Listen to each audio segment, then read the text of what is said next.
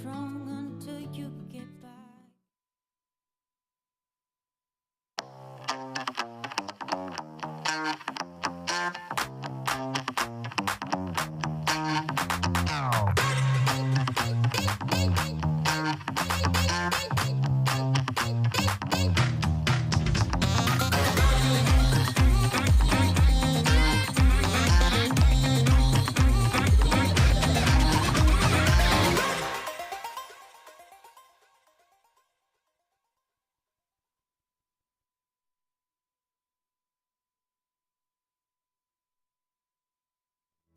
And where I wanna go with you.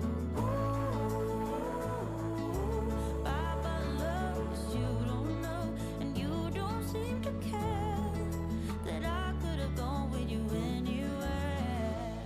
You're on a mission now. I know you can't get out, but our time is running out.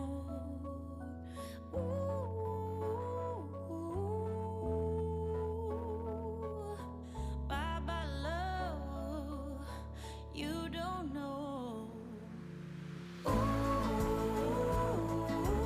Bye bye love, 'cause you don't know what my dreams are like and where I wanna go with you.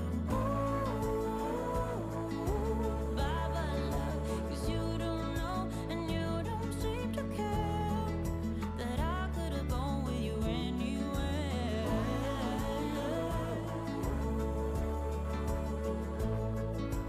What my dreams are like and where I wanna go with you.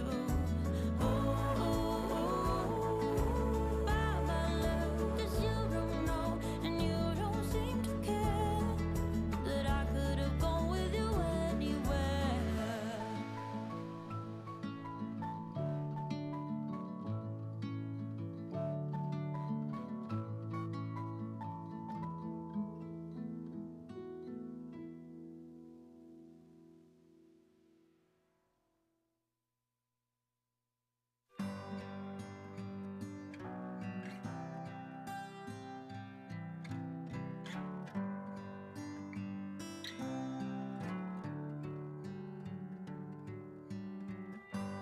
So you're looking for the secret that got me here.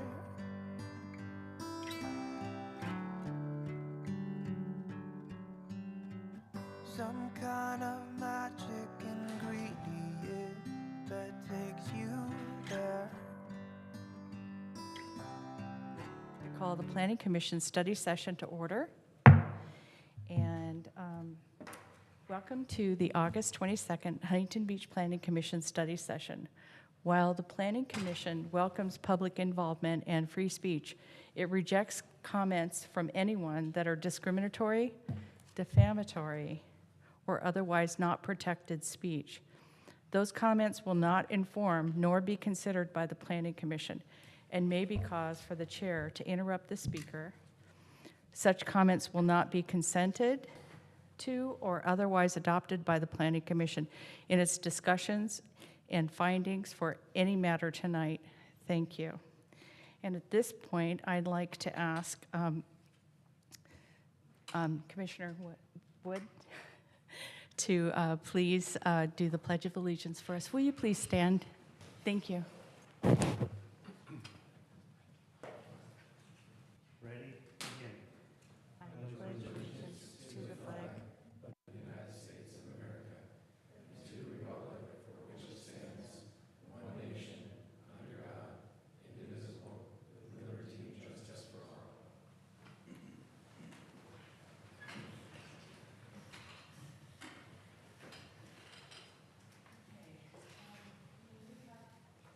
May we have roll call, please?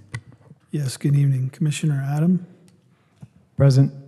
Commissioner Acosta Galvan, Here. Vice Chair Twining, Chair Pellman, Here. Commissioner Kennedy, Here. Commissioner Rodriguez, Here. Commissioner Wood. Here. We have a quorum. Thank you. Thank you. At this point, it's public comments, and I would like, do you have anybody signed up? We do. We have Brian, I might mispronounce this, apologies, Thinus, to come down and speak? Is there only, for clarification, is there only one public speaker? Yes. Okay, thank you. And just for clarification, we give 3 minutes for comments, so thank you.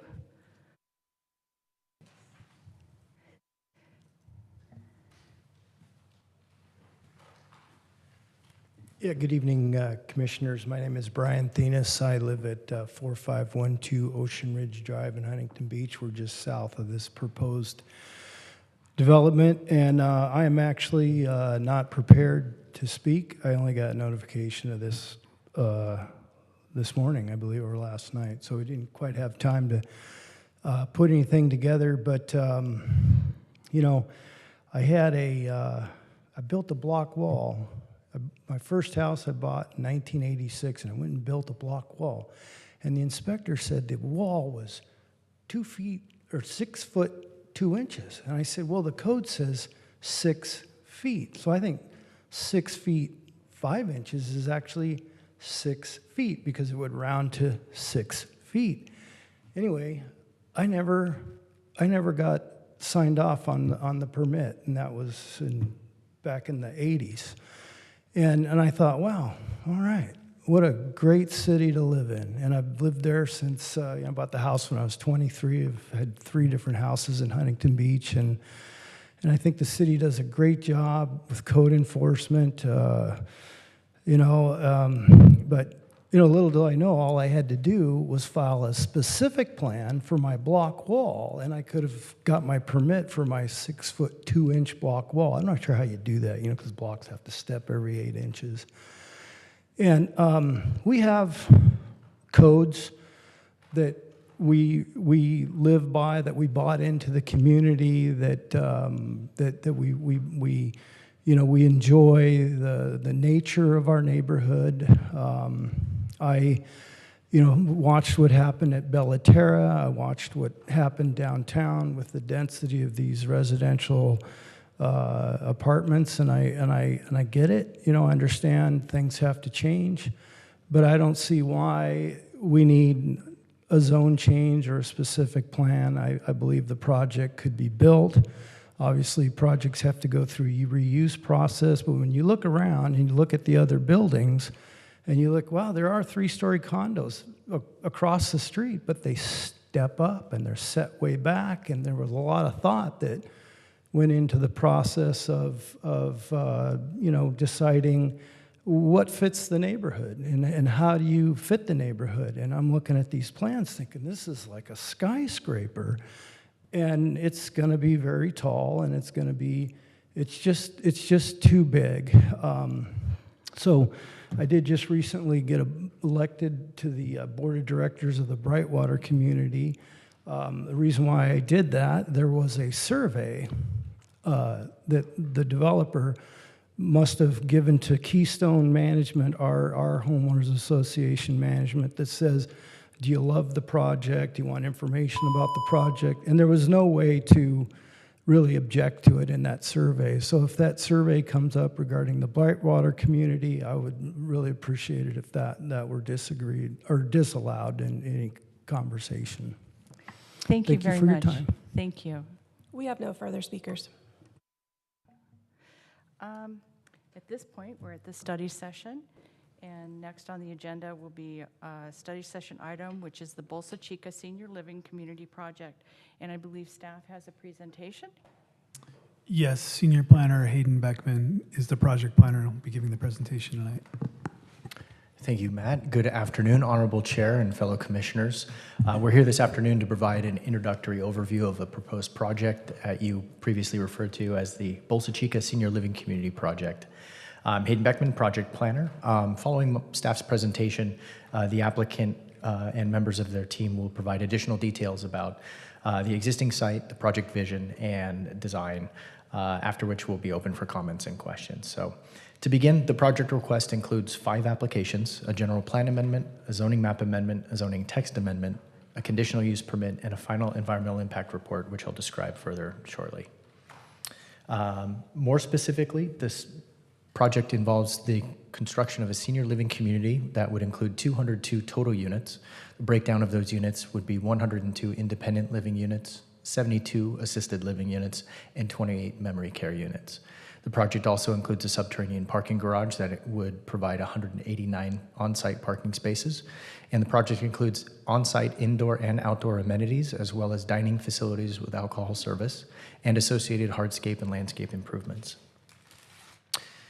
Here's an overhead shot of the existing project site outlined in yellow. In total, the gross project site is 3.1 acres.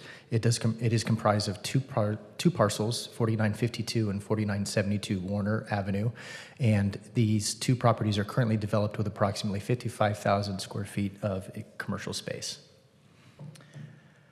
The project site indicated here, centrally located with a colored site rendering. To the north, across Warner Avenue, are commercial uses, including a two-story retail center, as well as a Walgreens and a CVS pharmacy. East of the project site, across Bolsa Chica Street, is a mix of commercial and residential uses, including the Harbor Tire at the intersection, as well as single-family homes running south along Bolsa Chica. To the south is a commercial office building, and to the west are residential condos and apartments. The project site is currently designated by the general plan as commercial general, and shown here are the surrounding land use designations. North of the site, across Warner, are property zones CG, or commercial general. East across Bolsa Chica Street is a mix of commercial general and residential medium density. To the south is a parcel designated public semi-public with an underlying commercial general designation, and to the west are properties zoned residential medium high density. Upon implementation of the general plan amendment, the land use designation would be modified from CG to mixed use. Here's a map of the zoning designations, which effectively mirror those of the general plan, with commercial general to the north and east, as well as residential down Bolsa Chica Street. Bordering the property on the south is, as I mentioned, a commercial general property, and to the west are residential medium high density. The zoning map amendment, if approved, would result in the modification of the designation from CG to specific plan number 19. So to provide an overview of the proposed specific plan, the city currently has 18 adopted specific plans throughout the city. This would constitute the 19th specific plan. And this is the zoning text amendment would rezone the subject site pursuant to HBZSO Chapter 215. And effectively, the specific plan would establish the Bolsa Chica Senior Living Community Specific Plan, which writes the development standards that are pertinent to the proposed project. And the project is largely consistent with the development standards of the current commercial general zone. Under the proposed specific plan, there are, however, a few areas of deviation. The height of the proposed structure is 65 feet, whereas the maximum height in the CG zone is currently 50 feet. Additionally, parking for the proposed project generates a requirement of 209 spaces under current code for the park, but according to a parking analysis for the convalescent use, a total of 189 spaces is provided, which would meet demand for that type of land use. Finally, the current code also stipulates a floor area ratio of 1.5 in the commercial general zone. The proposed specific plan would establish a maximum floor area ratio of 2.5, and the proposed project is calculated at 2.42. It is important to note that the floor area ratio of a specific plan of approximately 3 acres is comparable with the densities of specific plans that cover otherwise larger planning areas. And finally, the project was analyzed under final EIR number 21004. The EIR process began in November 2022 when the city issued a notice of preparation and hosted a scoping meeting to highlight the areas of analysis that would be covered in the environmental impact report. By May of 2023, the draft EIR was completed and it was circulated for a 45-day public review period, during which time staff received a total of 50 comment letters from both agencies and interested parties. And the response to those comments is included in the final environmental impact report that was attached to the study session agenda. So this concludes staff's portion of the presentation for the study session, and I would like to hand it over to the applicant's team. I do want to note that in order to avoid redundancy, I have not gotten into the elevations, the features, or the operation of the proposed community because the applicant will cover those topics. And at the conclusion of the applicant's presentation, I'll put up the slide again as a suggestion of topic areas that the commission may want to address upon our conclusion. Thank you. Thank you. Okay.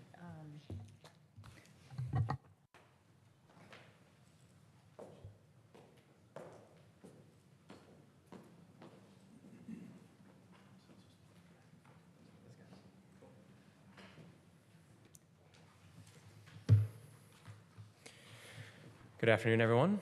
Good afternoon. My name's Tom Lawless with Hines, and I want to introduce Christopher as well from Clearwater Living, as well as Natalie from our architecture team, WEATG. We're excited to present Bolsa Chica Senior Living to you today. So, starting off with who we are very quickly, Hines is a family-run real estate development company. We have offices all around the globe, but we've been operating in Southern California for over 40 years. We've actually been in operations for 70 plus years, and we have experience across residential projects, senior living, office, industrial, et cetera. But we're really excited about delivering senior housing in Huntington Beach and in Orange County writ large, given the high demand in this location. Hines is a real estate development company, but a senior living property requires operations 24/7. Seniors require care, and that's not our expertise. So that's why we've partnered with Christopher's firm, Clearwater Living, to bring on a best-in-class operating group so that they can take care of the seniors at the project. So I'll let him introduce Clearwater. Thank you. Good afternoon. I'm Christopher Hilbert with Clearwater Living. Clearwater Living is a Orange County-based owner-operator developer of senior communities throughout the western United States, but our primary hub and home is here in Orange County. We have properties ranging from Reno to Sonoma to Oxnard, North Tustin, Newport Beach, and we have a development pipeline that includes 3 additional properties here in Southern California as well. But we're primarily focused on quality of life issues for our residents, and that is our primary focus. And just why we wanted to touch on our background, we wanted to make sure that you understood that the collective experience of this team is quite vast, and we have a track record of success in this product type. It's our full intention to deliver a best-in-class project that the community can be really proud of. And we bring an institutional know-how, but a local understanding. We both live here locally. And it's our intention to build a community that really allows seniors to age in place in their own city, providing a continuum of care from independent living through memory care. And Bolsa Chica Senior Living, the project that we've conceptualized, is hopefully something that seniors will be proud to live in, that their family members will be proud to visit them in. And something that's really important to Christopher's team is combating loneliness in seniors. So we'll talk a little bit about the resident type, the individual who has lost a spouse, who is living alone in their home, who maybe can no longer drive. How do they maintain connectivity and community and happiness? And honestly, bringing them to a more dense environment where they have daily activities, a gym on site, a pool, wellness. That's going to be critical to extending their life and making them much happier. And so that's what we're really here to talk about today.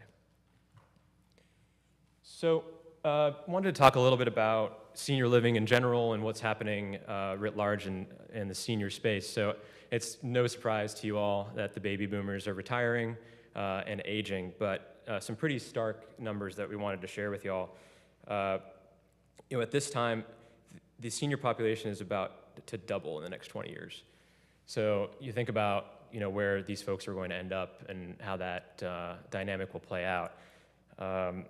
And these folks are likely needing to downsize. So they're living in current single-family homes, potentially a couple thousand square feet, potentially multi-story. Those environments can become unsafe and difficult for them to live in. And so they're looking to find alternative places to live in. At the same time that the population's growing massively, this is a US statistic, but the gap in terms of the amount of senior housing supply that's being added is not keeping up. And so currently today, there's about 1 million units undersupplied of senior living across the US, and by the end of the decade, it's projected to be over 2 million units. And you'll notice that started to get worse post-COVID with people building less senior living spaces, people pulling back from that space. We need to buck that trend and start building these units for these folks to live in. And this is creating challenges for folks to find a place to live and stay in their communities. And we actually have noted in the data that this is even more acute in Huntington Beach, given the unique demographics that you guys have here. So this is the macro data, but why Huntington Beach? So some pretty interesting statistics here as well. 25% of the Huntington Beach population is currently over the age of 60. And as I mentioned, that population is looking to double in the next 20 years. And at the same time that Huntington Beach's supply of senior living is on the older supply, and it's not keeping up generally with the growing need. In just 2 years, the data that we've run for Huntington Beach projects that we'll need 370 units per year to keep up with the demand. Otherwise, folks will be looking to move out or stay in home potentially in an environment that doesn't necessarily work for them. If anyone here has elder loved ones in the area, you may run into this issue of trying to find a place for them. We've spoken to a lot of folks in the community, and oftentimes they talk about how they had to look for places in South County or much further away from Huntington Beach that didn't allow them to connect with their families as much as they'd like to. And so, our aim is to provide a project that allows seniors to age in place, and Christopher will talk about this a little bit later, but the intent is to offer both independent living, assisted living, and memory care all under one roof. So folks can stay in the same building and not have to move around properties as their level of care changes. To show you guys a little bit more data about Huntington Beach and the existing supply of units, this is a quick snapshot. So there's currently 463 units in the city, and the average age of those communities is 23 years old. The only project on that list that offers the full continuum of care, as I just mentioned, is Merrill Gardens, and that's 120 units. And you'll also note geographically, the majority of them are located off Beach Boulevard, leaving a large gap in the northwest section of the city. There has been a project recently approved called Seacliff, and so that's 226 units, and that's currently in the design phase. And so if you add our project to that, the projected total units would be about 900 in the city. And on the next slide, you'll see here's the projection for potential senior living demand in Huntington Beach. And effectively, over the next 5 years, it's projected that about 2,000 units of senior living would be required to meet the demand. And with this project, we would be around 900 in the city.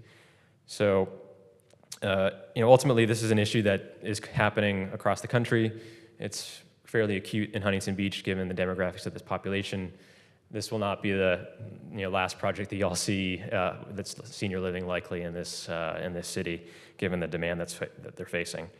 And our hope was to effectively find a commercial zone to bring a commercial use and not to try to stick a dense building in a high residential area. And so trying to find commercial areas in the city that are nearby retail and nearby pharmacies, that was the intent with this location. So transitioning to the site location, Hayden touched on this a good amount already, so I won't belabor it, but currently a 3-story office building and a 2-story retail plaza. Some of you might be familiar with the Little Caesars there. One thing I did want to mention is you've likely read in the news the difficulty that the office space is facing. A lot of office buildings are not filled up, having a difficult time maintaining tenants, and don't really have much money to spend on upkeep. This building is definitely in that category. It's not really a core office location, and over time, it's not likely that this property will continue to be successful in its current use. So either it needs to change into something else, or it's likely going to decline in its current state, just given where the office space is these days. Showing you the site plan overlaid here, and we'll get into more detail, so I apologize if it's a little difficult to read, but I wanted to talk through kind of the access points to the site. So we were intentional about trying to keep access to the site primarily on Bolsa Chica, a less trafficked road than Warner. All of the parking is subterranean, which you'll see the word ramp to the south side of the site.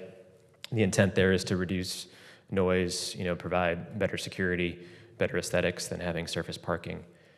We do have a drop-off area as well that would be used if a resident goes out with a family member or someone's coming to tour the property potentially. But the majority of the vehicle traffic will be subterranean going under the ramp. And then we do have an access point off of Warner, but that's only for services. So again, the intent there was to keep traffic off of Warner as much as possible. In addition, you'll notice that we included pretty generous setbacks across the project. That was intentional. A fair amount of landscaping and a lot of outdoor space. So, seniors move into these facilities, communities, and they don't tend to leave very often. So the hope is to try to build an environment that still provides outdoor spaces for them to enjoy. And so you'll see the center of the project has a fairly large outdoor courtyard, and then the west portion of the project has a pool area as well. The last thing I want to mention about the site plan is the majority of the first floor is all amenity space. And so, again, these folks move into these buildings and they don't tend to leave. How do you keep it an exciting and engaging environment? You have to offer multiple dining venues. It's not just one cafeteria you go to. You could choose from 4 or 5 different restaurants. You can go to the gym, you can go to the spa, you can get your hair cut, you can go to the movie theater, you can go to the art studio, right? It's trying to create exciting new spaces for these folks. And that was the intention with the first story of the building, is to keep it primarily amenity space. All right, I'm gonna hand it off for some design and architectural. Hi, good evening, everyone. My name is Natalie Ruiz. I'm a licensed architect with WATG, and to be providing an overview of the architectural style and design. So overall, the character of the project takes cues from Huntington Beach's familiar coastal lifestyle with a fresh and contemporary interpretation. Even in the color palette that was inspired from a scene of white buildings and sand against a stark blue sky.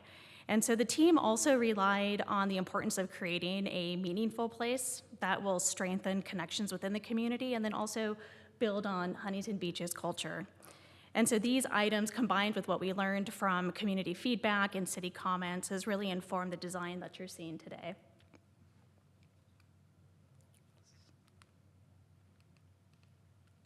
So what you're looking at here are just a few views that capture the overall project from various angles. So despite being a single structure, the building is designed with varying roof lines, recesses, pushes and pulls, and the massing, especially at the corner of Bolsa Chica and Warner where the building mass is inset. And we did that to try to balance its presence along the commercial corridor. The exterior finishes and varying color palette, together with balconies and terraces, reduce the mass down to a more human scale. And so this helps the structure seem as though it's comprised of many smaller buildings as opposed to one large mass. And then this also helps ease the depths of shadows along the neighboring streets and walkways. In terms of the overall massing and the height, the total number of proposed floors gives us just the right amount of space that's needed to provide a variety of amenities and services. And this is important. We want to make sure the residents have an all-inclusive experience. Also, having these spaces for services and amenities, indoor, outdoor, it's really important in combating social isolation. And it fosters a sense of community and improves the quality of life for our residents. The proposed building also creates economies of scale for utilities such as water, electricity, and sewage, all which serve a larger number of residents in a more compact area and reduces the strain on the local infrastructure. The overall planning is designed with thoughtful landscape, especially along the site edges, as Tom mentioned.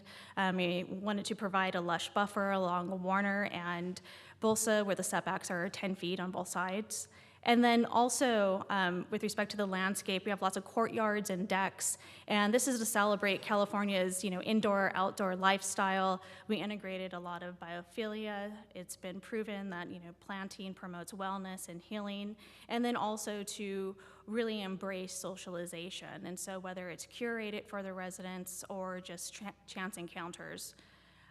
And also, as Tom mentioned with respect to parking, all the parking is below grade. This is very intentional so that the site itself isn't busy with traffic, with cars parked, and it also, gives more opportunity for additional landscape. Everything is at the same elevation in terms of access to ground level amenities and the main lobby from adjacent walking paths. And so overall, in terms of the design, it was just important for us to be contextual within Huntington Beach, and then also facilitate community operations where services and care are provided for residents in a place where they can thrive. And so I'll hand it over to Christopher.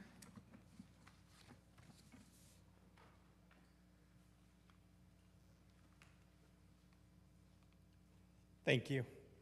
So our plan for this community is that we would offer a continuum of care for seniors, starting with what we would call more active adults in our independent living, but with an ability to age in place and not have to move from community to community as their needs change. So we have a mix of both independent living, assisted living, and ultimately memory care units on site.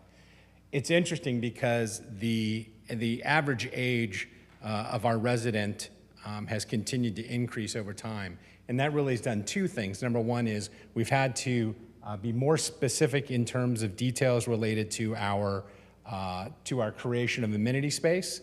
And secondly, we've had to be focused on the more acute needs of a more elderly resident.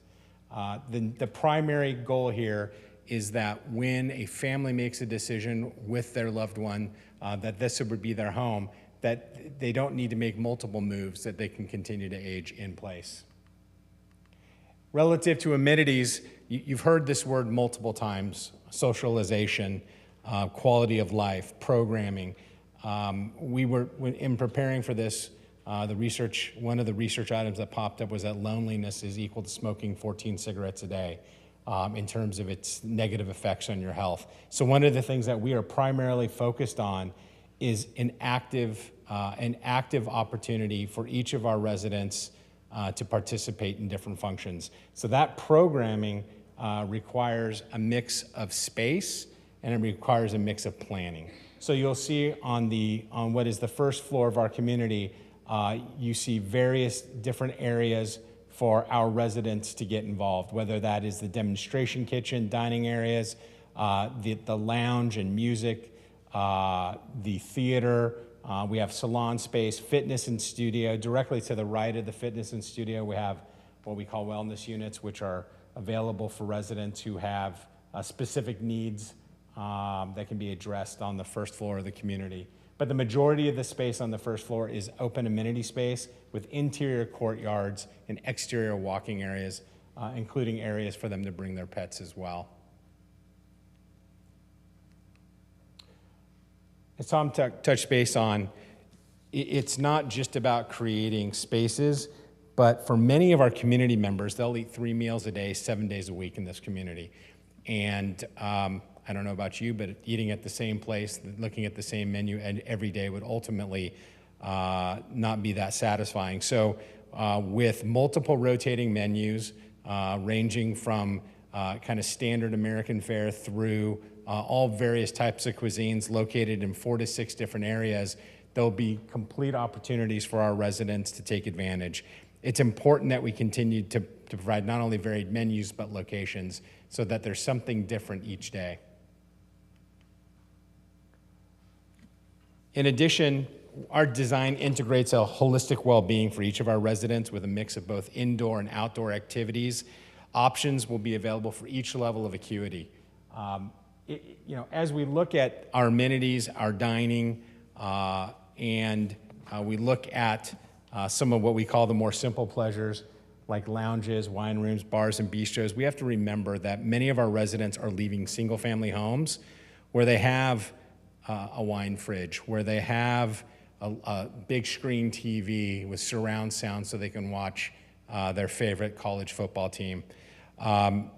We have to replicate that. And not only are we replicating it for the resident, but more importantly, in general, we're replicating it for the resident's family, because it's usually a joint decision between who our resident's going to be and statistically the adult daughter, but But generally speaking, the family makes a decision collectively to move here. So we have to appeal to both the families. They need to know that their loved one is going to be well cared for, first and foremost through our caregiving, through our hands-on approach to ensuring that each of our residents' needs are being met, through the holistic programming that we provide with multiple activities planned throughout the day for every acuity level.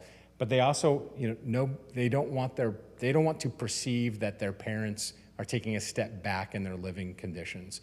And so they want to see that we have the luxuries that they might have in their single-family home.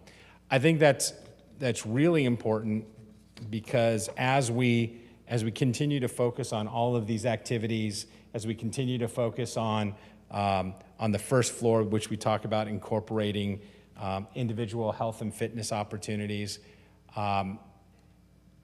if I could leave with one specific item, I would say this, that the most important thing we can do is create housing opportunities for seniors that are near their family members. I go to our communities every week, multiple times, and hear stories of residents that are living in communities with their children that are 10s, 20s, 30s, 50 miles away. And in the beginning, the visits are pretty frequent. But that 50 miles becomes a burden. That 20 miles becomes a burden when they're shepherding their own children around.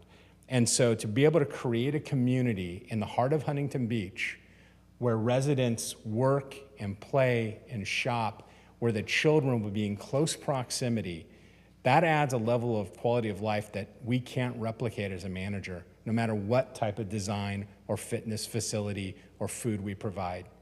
Nobody can replicate having your children close by.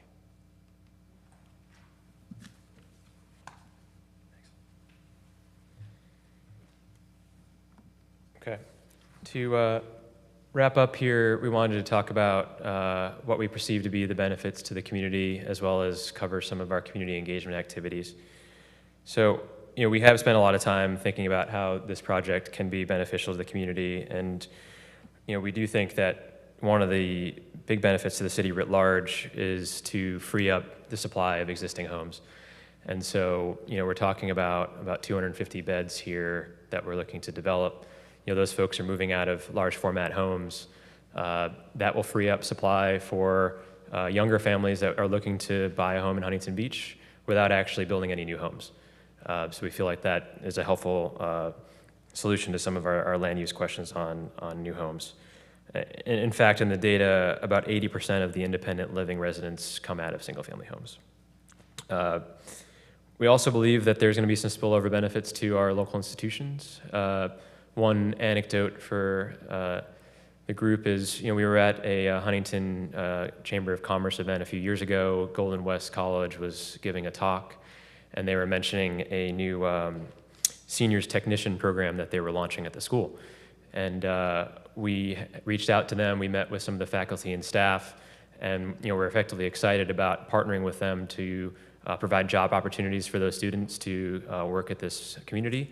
And then also they offered to do free classes to the seniors at our building. So, how can we create synergies with the existing institutions in Huntington Beach and create, lifelong learning opportunities for the seniors to continue to educate themselves, and also to, hire folks who are in Huntington Beach. We've talked a little bit about how we were very intentional about the architecture. This did come through a number of consultative conversations with the community about how to design the project so that it could fit in with the cultural context, something people are excited about. And so what Natalie covered, a lot of that did come from conversations with folks in the community. Let's see here. In terms of the actual jobs that are driven by this project, we do intend to hire 100 to 110 folks to work at the project. At any given time, it's more like 20 to 40 employees on site, but of course it's a 24/7 facility, so that will be creating jobs for the community as well. And some of these seniors will be leaving the residence, of course, and patronizing the pharmacies nearby. We are appreciative of the Bolsa Chica wetlands nearby, and for those who are ambulatory, they can walk and enjoy that area, which we're excited to offer to them. Again, wanted to hit on what we've done in terms of direct community engagement. We've been working on this project for about 18 months, and we started talking to the community effectively day one. We brought on Marlo Neighbor Mole as a community outreach expert to run our team.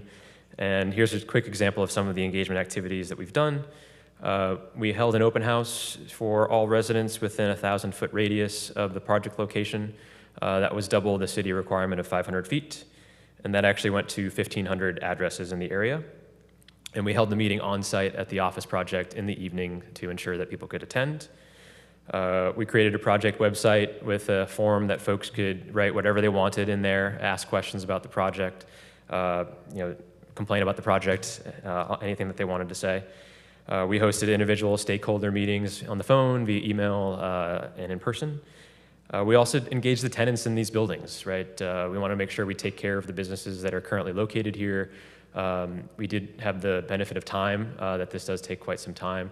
And so we've been in communication with the tenants at the building. We held one-on-one meetings, offered relocation services, and keeping them abreast of our timeline of when we would look to demolish the property. We also engaged several local organizations. I did mention the Chamber of Commerce, as well as the Council on Aging, and tried to attain as much feedback from them as we could. And as Hayden mentioned, we did run a full EIR process, and you are all familiar with the process that's required there in terms of the scoping session, it's public, and everything that goes along with that, and the public noticing. And ultimately, the feedback from the community influenced some of the architectural elements I mentioned, but we did pull back the fifth story. As Natalie discussed, the setbacks on that fifth story are much larger than the first couple levels. We also had feedback that the corner of Bolsa Chica and Warner, they wanted more setback and pulled back architecture there, so we did that. The subterranean parking also came out of the feedback. There was productive feedback offered that it did impact the design of the project. So ultimately, I just kind of want to wrap with a summary of what we've discussed today. The senior population is growing nationally, but actually fairly specifically in Huntington Beach, given the population here skews a bit older. The current site that we're considering, the office and retail, is not likely to be successful in the long term. And we're proposing what we believe to be a best-in-class community to take care of the seniors here in Huntington Beach. And you might have heard us use the word community a lot tonight. There's some folks that call these senior living facilities, but we really do mean it when we say community in terms of the services and socialization that these projects offer to the seniors. We already hit on the fact that a lot of the residents do come from single-family homes, may have lost a spouse and are looking to reconnect and build relationships. We do look forward to delivering a project that brings life, excitement, and activity back to the seniors here. On any given day, they could go to a swim class, go to the golf simulator, and play at Torrey Pines, eat at any of the number of restaurants, make art, or screen an old film in the theater, or simply host their family and friends in a warm and inviting unit with views of Huntington Beach. We're excited to partner with the local institutions where we can, and we appreciate your time and look forward to any questions you have. Thanks. Thank you. Is that it for all of you? Okay. Mm-hmm. All right. Thank you. And at this point, commissioners, if you have any questions at this time, I will look at my speaker list and see if anybody wants to. Commissioner Twining. First, I want to apologize for being late. I was going very fast at 10 miles an hour down the 405 freeway. Just wasn't moving quite as fast as it normally does, so I apologize. I want to thank all the speakers tonight. The presentation was so good that I wrote down all these questions before I got here, and I was checking them off as I went. I was just wondering if maybe somebody could just, as I was reading some of the comments from the neighbors, there was a lot of concern about the potential increase in traffic. I was just wondering if you might be able to, somebody could address that, because I do remember reading in these reports that the traffic was actually going to be less. And I was just wondering if maybe one of you guys could just address that real quick, just in a few words.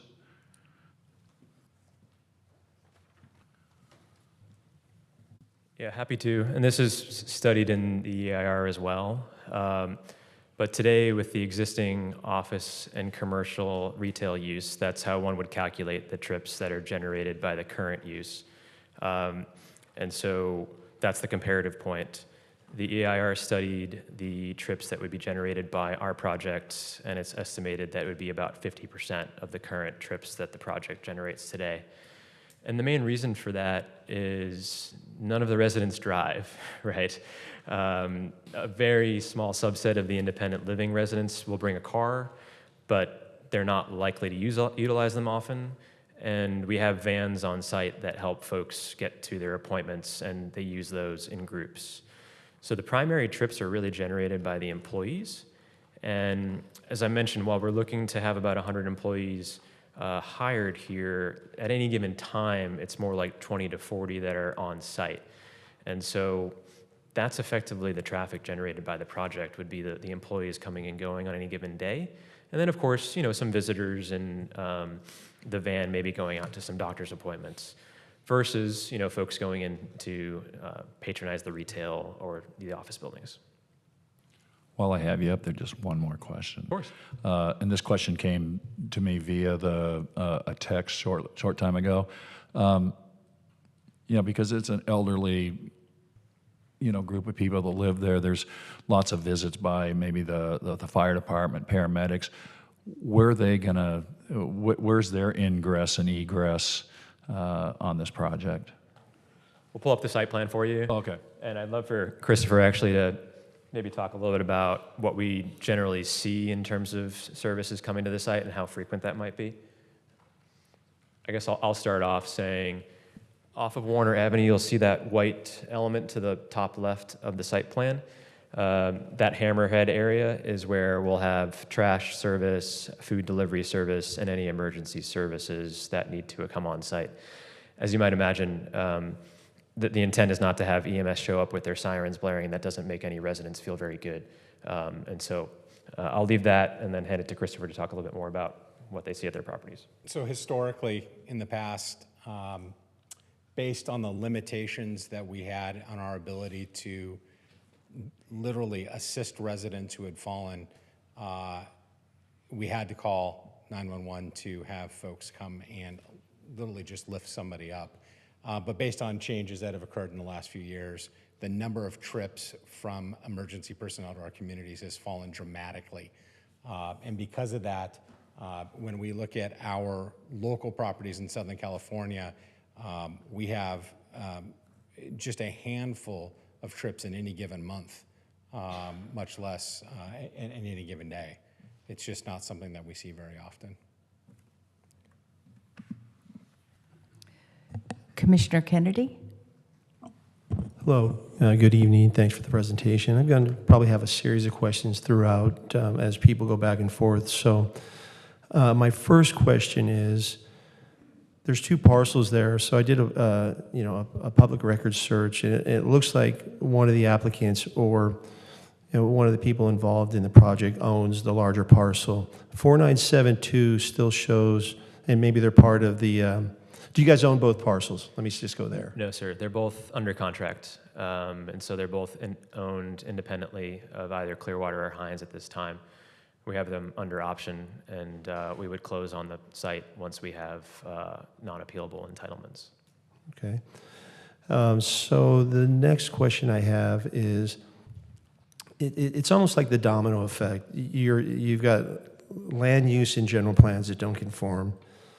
Let me ask actually this question for Hayden. Of the specific plans, this is number 19, how many of the specific plans are written by the applicants as opposed to city personnel on the previous 18? Based on my experience and recollection, a majority of them are written by the city? In part the city, but also in conjunction with a larger master plan concept. That's the intent of Chapter 215 is to provide an avenue for large-scale and longer-term site planning without having to repeatedly come back for discretionary approvals. And so there's no set range on the size or the scope of a specific plan, and so we do have those that are much larger, such as Holly Seacliff, and we also have several that are more site-specific and much smaller and similar in scale to these. So it is on a case-by-case basis, but a lot of times they're written in conjunction with a project in mind. Okay, understood. It's my understanding in reading that this draft specific plan was written by the applicant. Is that true? It is. Okay, so is that somewhat unique? Isn't that typically something that they're going to draft it to their advantage? Why wouldn't they? I could see intuitively seeming that way, but it's very much not the case. We go through an iterative process. So this has been going on for 18 months.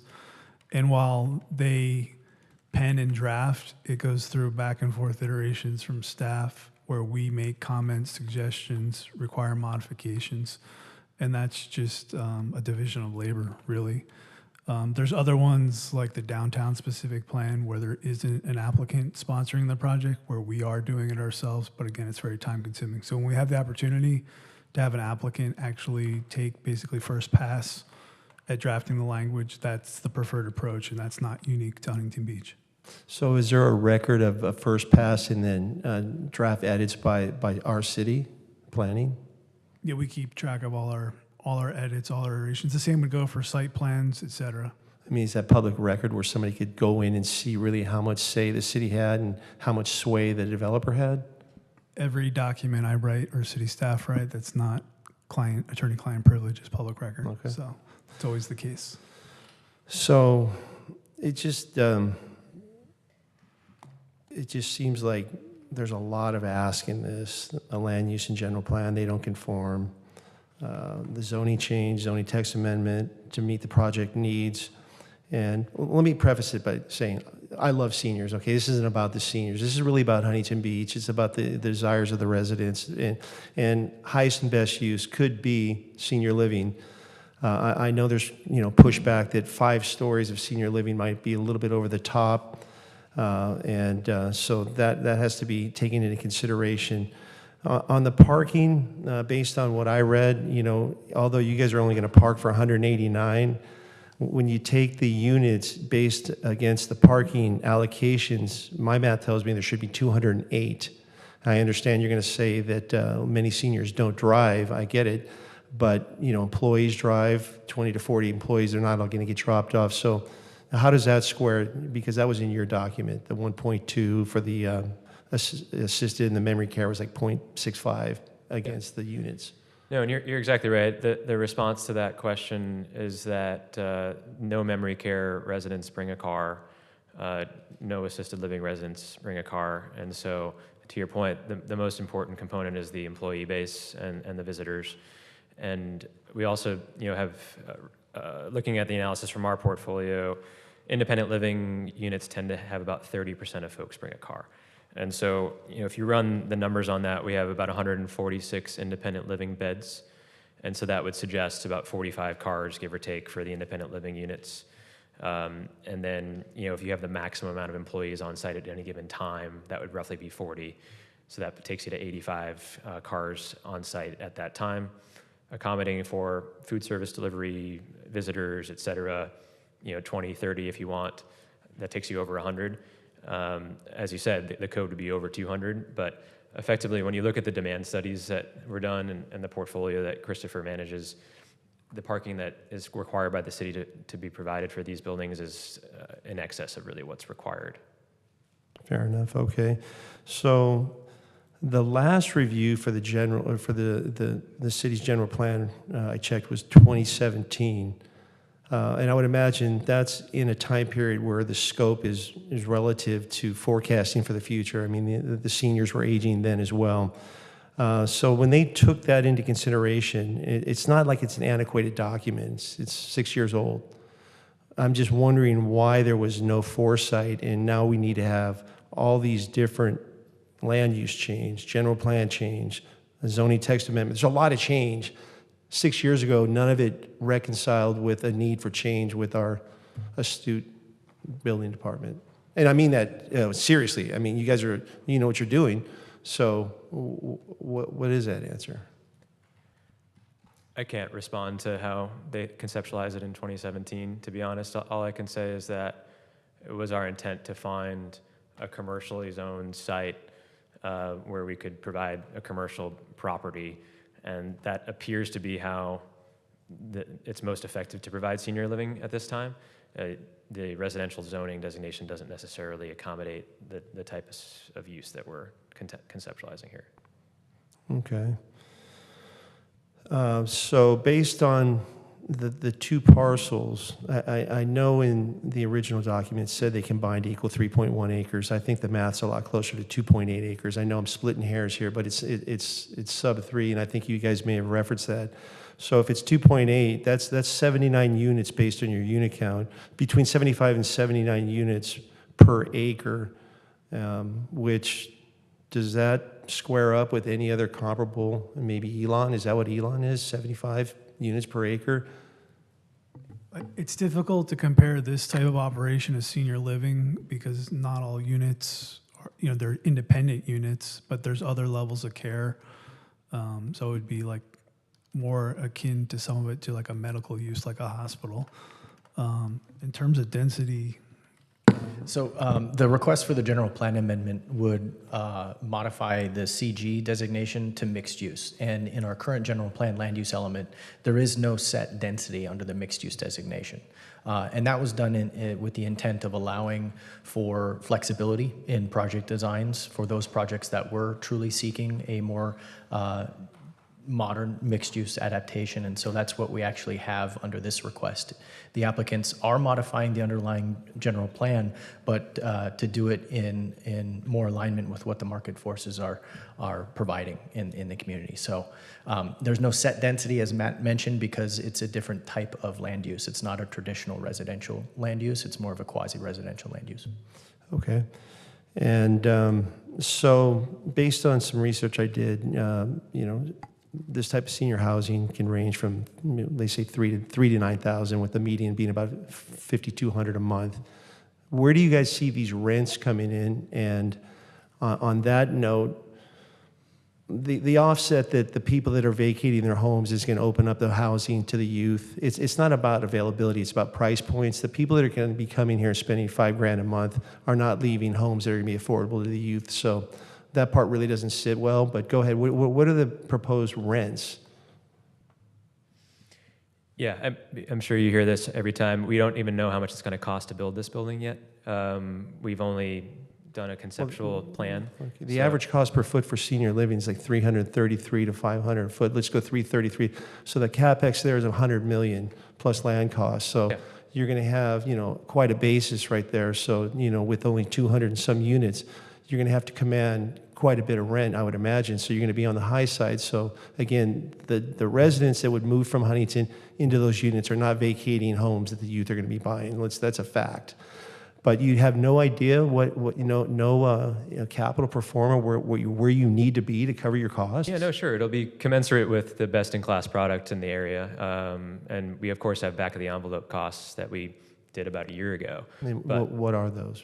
You're spot on. It's over $100 million to build a project. Yeah. So with that being said, for 200 and 212 on the unit count or whatever, where does that shake out on a monthly rent? I mean, somebody must have run that. Yeah, you're right. It's 5,000 or more per month. Mm-hmm. Okay. So I mean, that kind of puts at bay that people going there are leaving homes that are affordable to the youth. Does any of this have to be dedicated to affordable housing? Does this fall in line with multifamily, things like that? There's no affordable housing requirement for these types of uses. Okay. So we make up nothing on that. But okay, that's it for now. Thank you very much for those answers. Just one additional point is that for our assisted living and memory care residents, their rent is inclusive of all of their, of not only the amenities and care, but also the meals. So that. Is there going to be subsidies, or are these purely paid by the residents? This is 100% resident paid. Okay. Thank you for now. Thank you. Any other commissioners? Okay, my turn. Excuse me. Commissioner Wood. Hey, thank you for the presentation. I got a couple more engineering questions. This land use will, I think, will increase water and sewer demands. Is there any issues with local impacts or treatment impacts at the treatment plant? Yeah, this was studied in the EIR, and they didn't say that there was any impacts from this project. I believe it was less than 1% of the total capacity of the current infrastructure. Okay. So I do live in the area. I walk my dog right by the property pretty much every day. It can get crowded in the mornings when school shifts. Are your shift changes the same time as school drop-offs? Or could you guys have shift changes that are, off-peak hours? It's very variable. That's not. We would want that benefit for our employees as well. Okay, all right. And then I just got to ask about the continuum. I love the fact that the continuum starts at age 82. I feel like that gives me a good leeway, but I look going from independent living at 82, then to assisted at 84, and then memory care at 85. That's not like your guys' commitment to people, right? I just want to make sure. No. Okay. Okay. I know it's a joke, but are those real numbers? Those are real numbers. That's nationwide. how fast it can go once you're at 82. Again, it's an average for the age of an occupant in each one of those classifications. Wow. Okay. Thank you. Commissioner Wood. Thank you. Question for staff on the site plan where there are the side setbacks to the western portion of the property. It appears as though the subterranean parking structure impedes into that 10-foot setback. Is that something that's typical?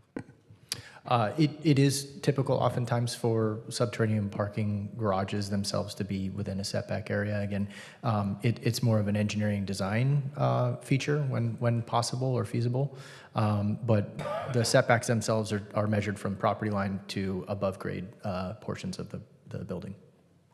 Okay, thank you. My other question was, there were some comments obviously about parking spilling over onto adjacent streets, and since we have Mr. Eros here, would there be the need to red curb Bolsa Chica at any point for emergency services?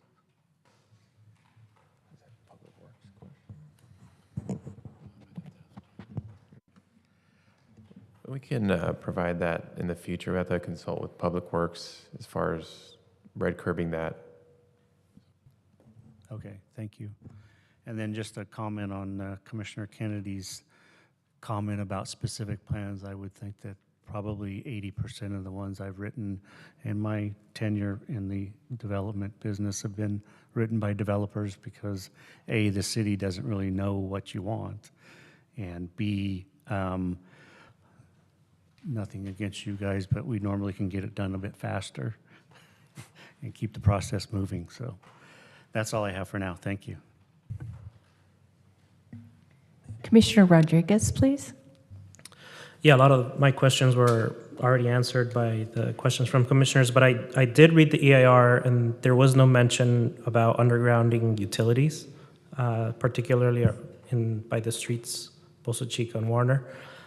Could you share a little bit about that? And I don't want to speak out of turn because I haven't studied that section just very recently. I do recall there is some utility work along Warner, but I need to go refamiliarize myself. So we can follow up on that item potentially. And following up on what Tom just mentioned, it is a standard code requirement that above ground utilities be undergrounded with new development. So beyond that, being familiar with the site, I do believe that there are some above ground utilities on the western side of Bolsa Chica Street, but much farther to the south than the intersection.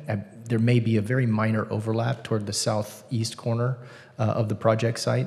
And if I'd be more than happy to work with Steve to confirm that at the public hearing. Okay. And then one more question. I know you talked about having a partnership with Golden West College. Is there any thoughts on local hire or, reaching out to some of the local trades for building this project? We haven't addressed that as of yet. We're still 12 months away potentially from being ready with permits from the city. Post-approval potentially on the entitlements, it would take at least 12 months. So we'd look to bid out to contractors to get the work done and would consider it at that time.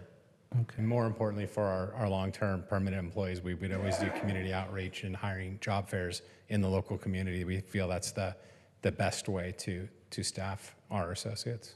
Okay, thank you. Okay, I guess I'll say something. Okay, so just for clarification, this is not overseen by the Department of Health, but it's the Department of Social Workers, Social right? services, correct. Social services, yes, which means that staying there, Medicare, like in a SNF, you'd get days covered and stuff like that. So none of that happens in this Correct. facility. This is completely It's private pay. completely, and I know from my years in hospice and home health that some places, they accept patients and they say, we'll take your home and you'll stay here for the rest of your life and all that stuff. You don't do that, right? No, they No. do that in Pasadena. Are you talking about the CCRC model? Yeah, Yeah. mhm. No, this is No. this is not a buy-in model where Okay. where they buy in. This is a more traditional housing model. Okay, all right. So I just wanted to ask that. And then going over the emergency evacuation, what happens if there's, an emergency like an earthquake? How do you guys deal with that? What's the plan? So each one of our properties has their own specific emergency plan that is developed throughout the development process. And so, a little further down the line as we work in conjunction with our general contractor on the actual physical improvements of the property, plus with our designers and our architects on ingress and egress points, we've developed that plan in conjunction with each of our associate base. So for example, each floor has a floor captain. The Okay. floors are broken down into individual quadrants. Quadrant captains evaluate each individual unit, make sure that residents that are ambulatory have been moved, are moving, and those that aren't are being moved. So each property has its own specific plan. Okay.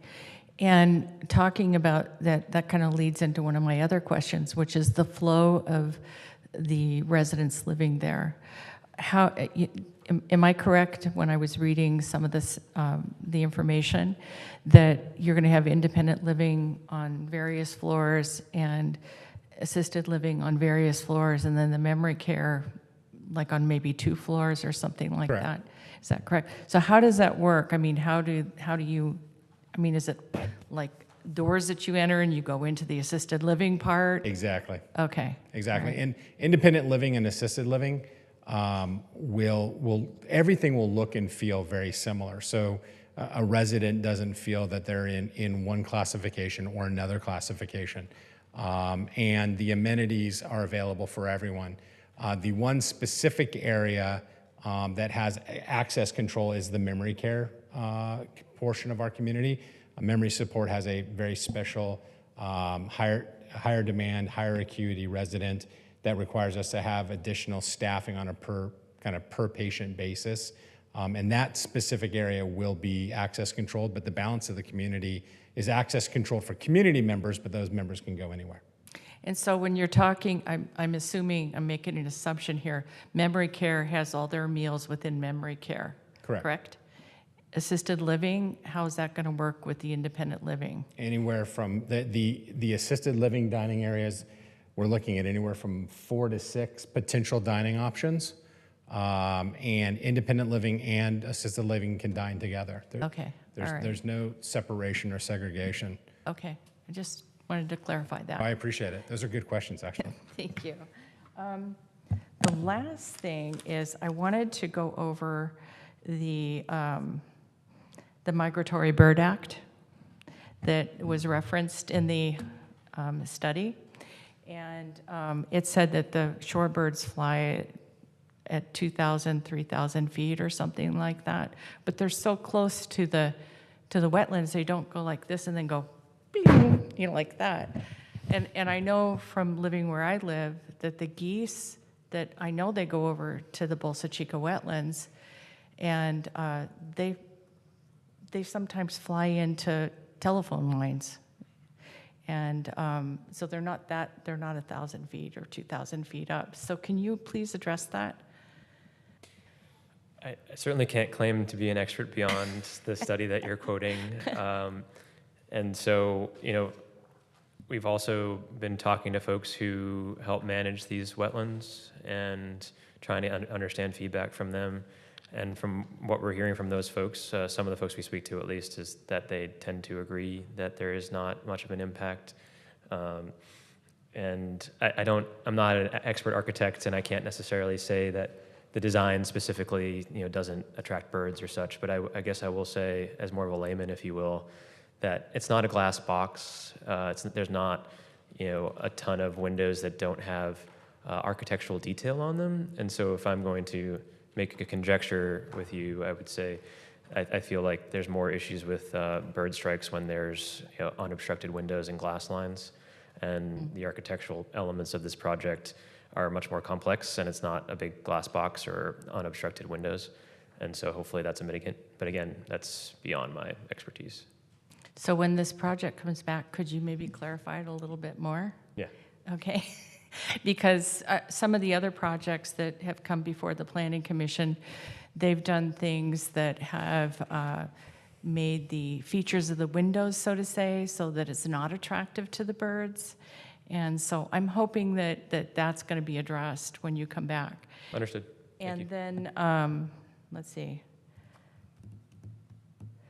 I have a request that if, everything goes through, if this is possible, if you would work with the senior center to, like you're working with Golden West College, have the senior center offer some of their programs for you through you guys. I didn't hear that mentioned, so I want to make sure that. We have an activities and community coordinator in each one of our communities, and that is probably the first stop, if not the second stop. So it will definitely be incorporated. Perfect. And then let's see. I think that's all of my questions. Just one more. The sewer capacity study and the water capacity study, there was concern that it wasn't going to be a big enough system for those two, for the sewer and the water. Can you address that, please? Can you clarify your question?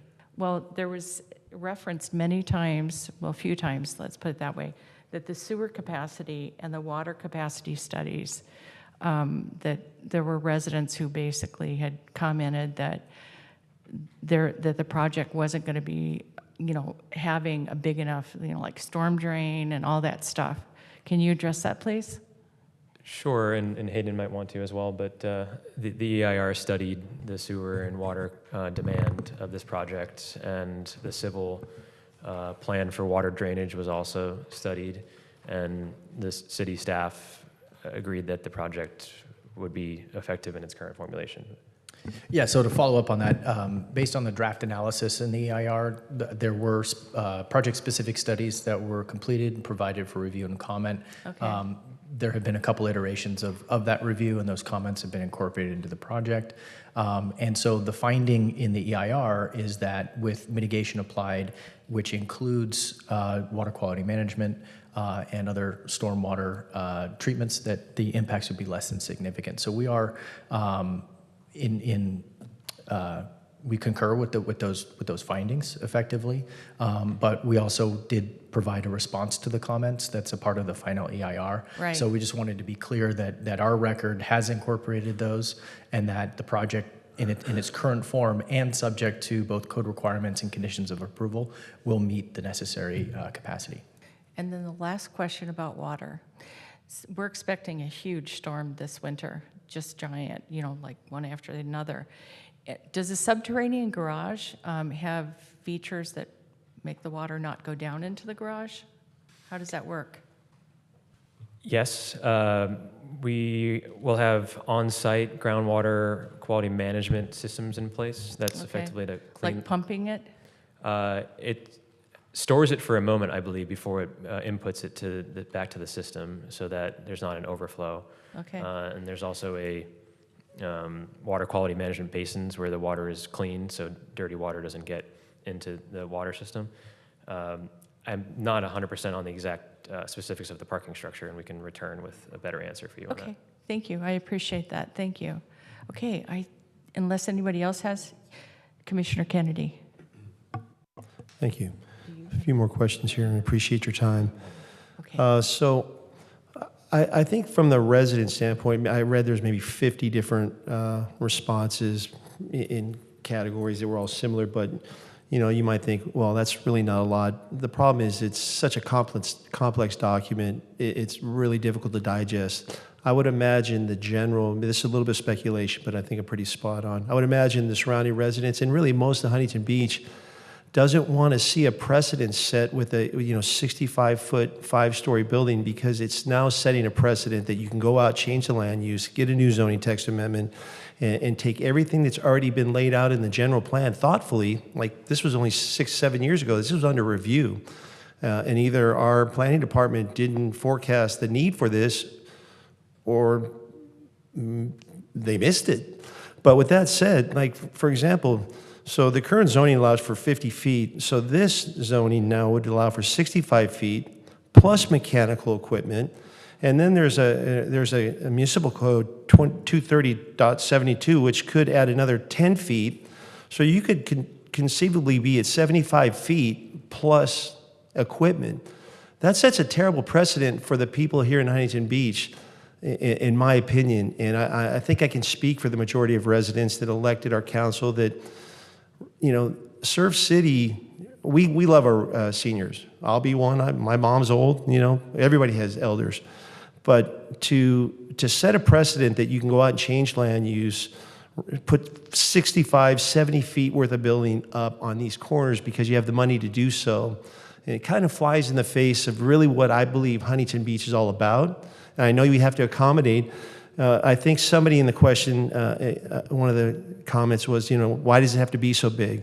One of the stated goals, which I thought was a little bit over the top, says our goal is to build as many units as possible. That's in the document. I read it somewhere. There's so much documents to read. I should have made a little bit more sightings to the pages, but that was just a blatant, hey, we're going to build as many units as we can. I thought that was a little bit not what I would call friendly neighborhood talk.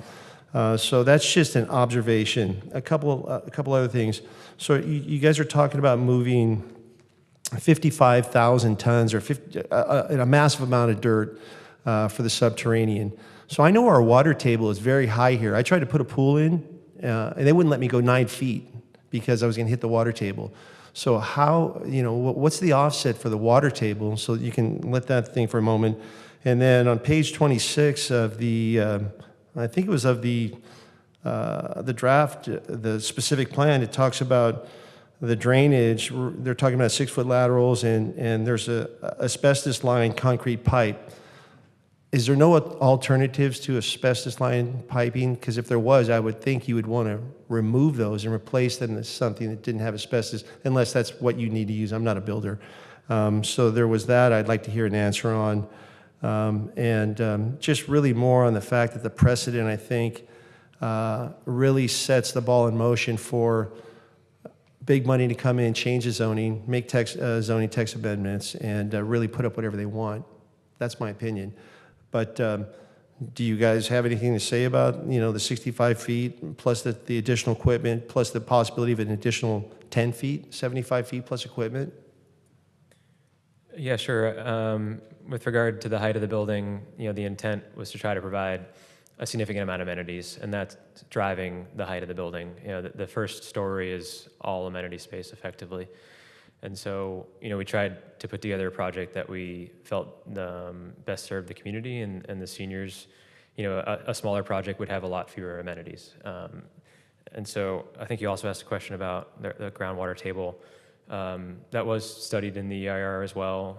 The groundwater table is below where the subterranean garage will be excavated. We can come back with the exact groundwater level for the site as a follow-up.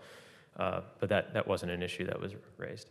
Okay, I'll have to review that. I find that hard to believe because the first house I had years ago, similar area, Golden West and Heil, they would not allow me to go 9 feet because they referenced the water table being right there. So, we're only talking 2 miles up the road here, and now you're close to the coast. So that I find a little difficult to square.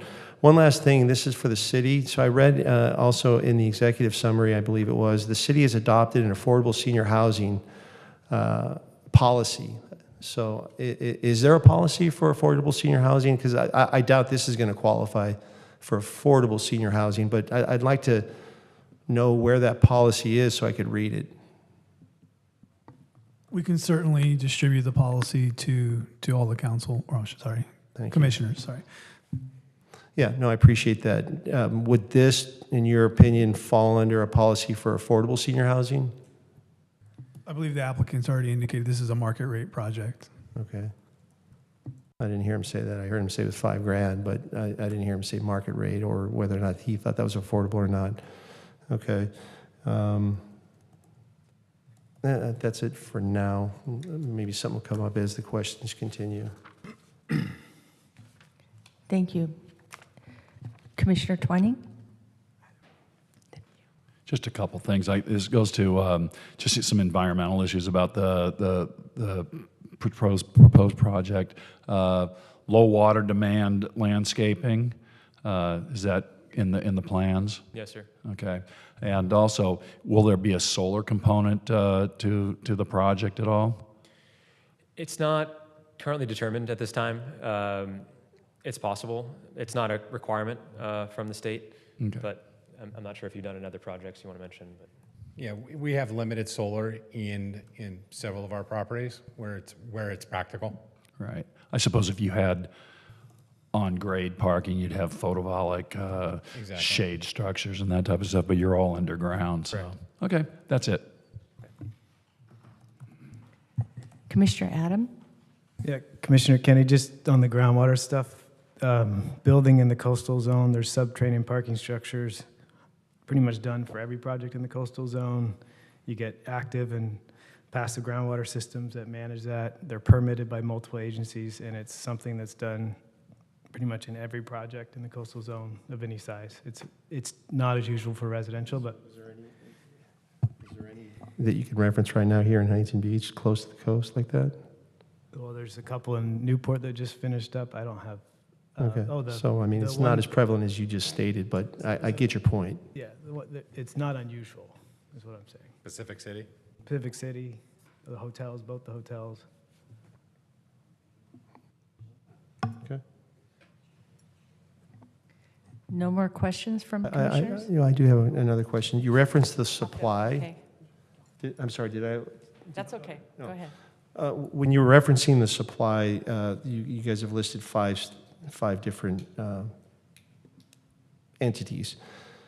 So you're calling these just existing senior living communities. So what's the definition of a senior living? Like, for example, Landmark, that's a 55-plus community. Is that not considered senior living? So senior living communities, usually those that have provide some sort of assistance with daily living activities or have daily living activity assistance available. 55-plus communities are generally just apartments reserved for those over 55. That's not considered senior living? Not in the continuum of care that we're looking at. Okay. Thank you, Commissioner Wood.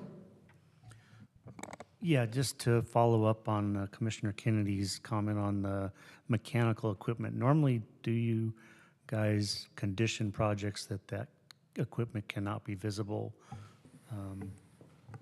beyond? That's correct. We currently have provisions in the zoning ordinance that prohibit rooftop mechanical equipment from being visible. And part of the exceptions to height limit section provides an additional 10 feet for rooftop access and screening of equipment. Okay, thank you. Any other commissioners? It's a big project. I have a lot of questions. So I know that supposedly, and we'll take it at face value, that the traffic would be lessened with this type of project.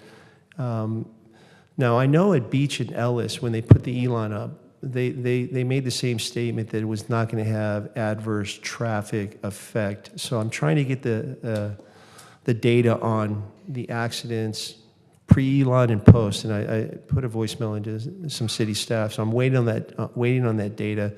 because I think it's actually going to prove contrary to the belief that this is not going to have an issue because it's a lower draw of traffic. So I want to just see that based on, like, for example, Elon right there on Beach and Ellis. That was one of the selling points, that it was going to be mitigated and not an issue. And I believe to the contrary, it's been an issue. I think the accident count is higher. And this is not necessarily quite as busy of an intersection, but with only one entrance, or a set of entrances on Bolsa Chica with the zero setback for the subterranean parking, I believe you will have some level of stagnation as some of these seniors, they do drive. I mean, they're not all going to be dropped off.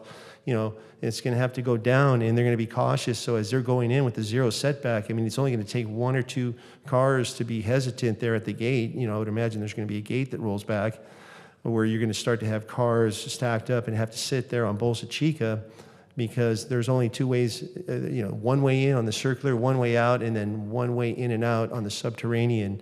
And I would imagine it's going to have to be, 9-10 feet down, if not a little bit more. So they're not just going to go flying in there. And I believe there is going to be a little bit of a backup there. So that's just something that I thought should be at least addressed, and you guys can talk it away or whatever. But I would like to get that study. I left Hayden a voicemail today looking for some of the information on pre and post accident counts at Beach and Ellis.